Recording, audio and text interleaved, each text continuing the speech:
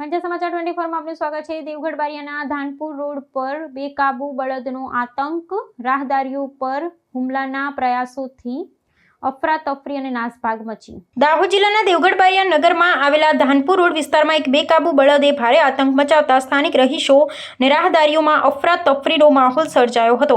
માર્ગ પરથી પસાર થઈ રહેલા નાગરિકો પાછળ દોડી આખલાએ હુમલો કરવાનો પ્રયાસ કરતા જીવ બચાવવા માટે લોકોમાં ભારે નાસભાગ મચી ગઈ હતી, જેના પગલે થોડા સમય માટે સમગ્ર વિસ્તારમાં ભયનું સામ્રાજ્ય છવાઈ ગયું હતું। અચાનક ઉશ્કેરાયેલા આ બળદના હુમલાથી બચવાના પ્રયાસમાં કેટલાક નાગરિકોને સામાન્ય ઈજાઓ પહોંચી હોવાનું પ્રાથમિક તપાસમાં જાણવા મળ્યું છે। આ ગંભીર અને જીવલેણ બની શકે તેવી પરિસ્થિતિ જાણ સ્થાનિકો દ્વારા તાત્કાલિક ધોરણે દેવગઢ બારિયા નગરપાલિકા પ્રશાસનને કરવામાં આવી હતી।